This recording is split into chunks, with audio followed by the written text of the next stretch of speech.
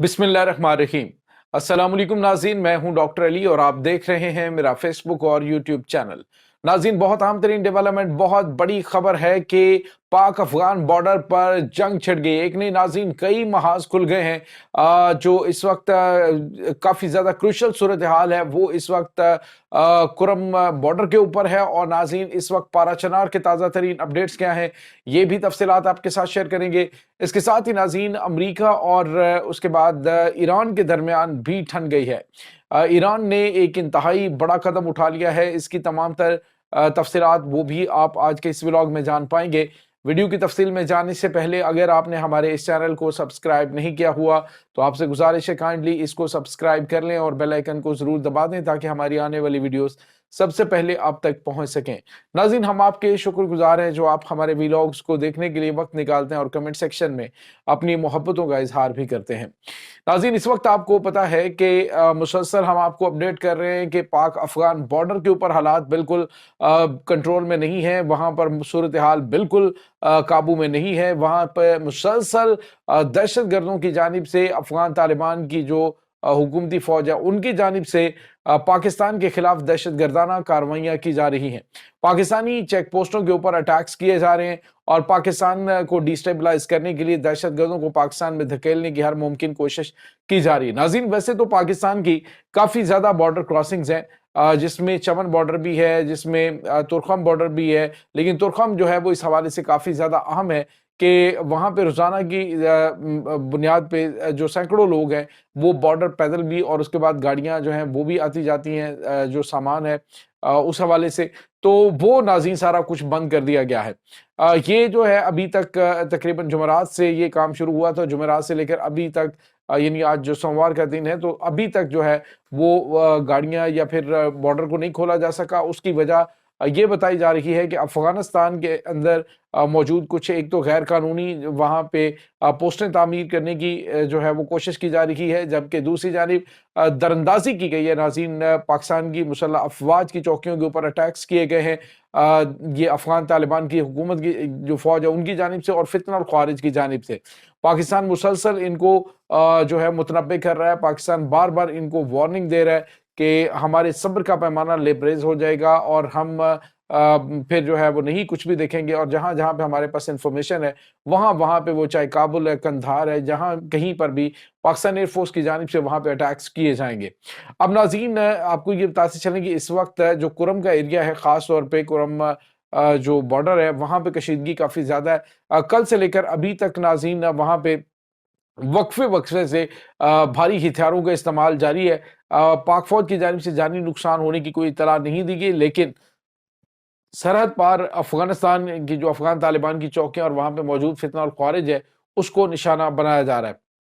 नाज़रीन, मैं आपको ये बताता चलूं, इस वक्त दहशतगर्द आखिरी सांसें ले रहे हैं। पाकिस्तान के अंदर इस वक्त उनके सहूलतकारों के खिलाफ बहुत बड़े पैमाने पे कार्रवाइयां जारी हैं और पिछले महीने के दौरान जो इनके सहूलतकारों की बहुत बड़ी तादाद को अफगानिस्तान भेजा गया है, तो अब इन्होंने ये सोचा है कि किसी भी तरीके से अपने जो वहाँ पे बाकी मानदा लोग हैं उनको वहीं पे रखा जाए। बेशुमार वो हैं जिन्होंने 2 नंबरी से पाकिस्तान के पासपोर्ट्स और शनाख्ती कार्ड्स हासिल कर रखे, उनके खिलाफ भी हुकूमत ने कार्रवाई शुरू कर रखी है।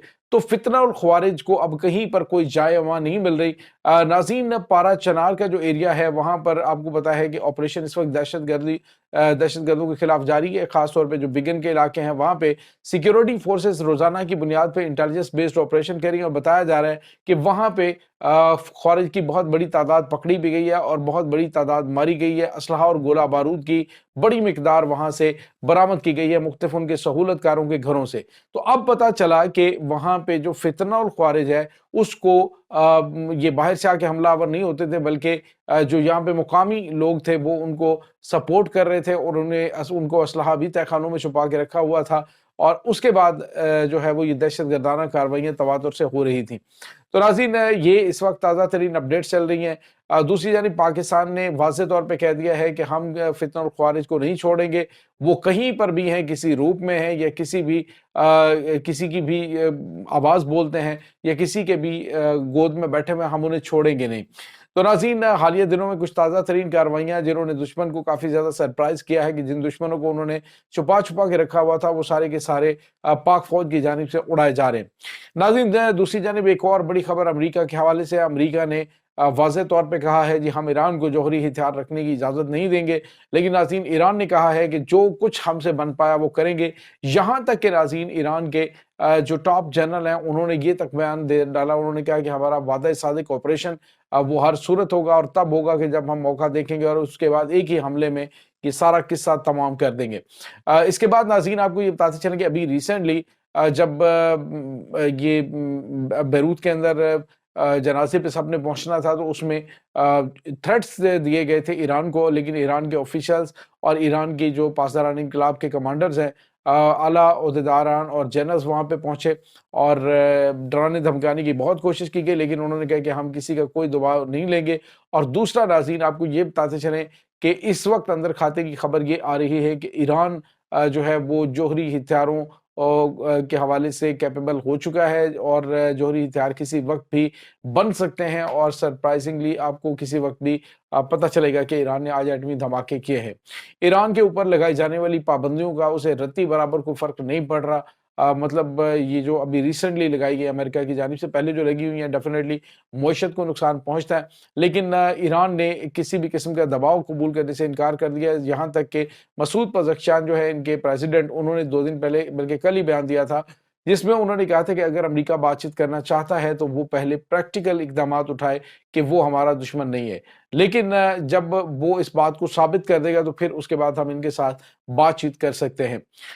ناظرین یہاں پہ آپ کو یہ بتاتے چلیں کہ اگر امریکہ ایران کے ساتھ بات چیت کر لے گا تو ڈیفینیٹلی جو اس خطے کے اندر اثر و رسوخ کے حوالے سے ایران آلریڈی کافی زیادہ پرومیننٹ پوزیشن میں ہے، اور اس کے بعد جو امریکہ ہے وہ ایران کے ہر طرف سے بازو کاٹنے کی کوشش کر رہا ہے، جس طرح سے شام کے اندر ایران کے ساتھ ہوا ہے۔ اب جو ایران کے جو عراق کے جو وزیر اعظم ہیں وہ یہ کہہ رہے ہیں کہ اس وقت جو امریکی صدر ڈونلڈ ٹرمپ ہے وہ عراق کے اوپر پابندیاں لگا سکتا ہے، کیونکہ انہوں نے اپنی جو ان کی حشد الشعبی ہے اس کو بین کرنے کے حوالے سے جو سید سیستانی ہیں ان سے رابطہ کیا تھا، اور انہیں کہا تھا کہ یہ وہ بالکل بھی اپنی سرکاری فوج کو کمزور نہیں کریں گے، اور وہ ہماری سرکاری فوج ہے، ہم اسے جو ہے وہ بین نہیں کر سکتے۔ جس کے بعد ناظرین امریکہ نے یہ کہا کہ اگر ہماری بات نہ مانی گئی تو پھر ہم کیا کریں گے کہ عراق کے اوپر پابندیاں لگائیں گے، یعنی پابندیاں کتنی لگا سکتے ہیں۔ خود ان کے جو سیکرٹری اسٹیٹ ہے وہ یہ بتا چکے ہیں کہ اگر یہی امریکہ کا رویہ رہا تو 2-3 سال کے اندر اندر پوری دنیا جو ہے وہ ڈیجیٹل کرنسی کے اوپر شفٹ ہو سکتی ہے، اور امریکہ اس کے بعد جو پابندیوں کا رونا روتا ہے وہ پابندیاں نہیں لگائی جا سکیں گی۔ ناظرین یہ اس وقت تازہ ترین صورتحال چل رہی ہے، اور مزید جیسے جیسے ہمارے پاس اپڈیٹس آتی جائیں گی وہ ہم آپ کے ساتھ شیئر کرتے جائیں گے۔ اس تمام صورتحال کے بارے میں آپ کا کیا کہنا ہے کمنٹ سیکشن میں اپنے خیالات کا اظہار ضرور کیجیے گا۔ انشاءاللہ بہت جلد ملتے ہیں ایک نئی ویڈیو میں، تب تک کے لیے اپنا بہت سارا خیال رکھیے گا۔ اللہ وارث۔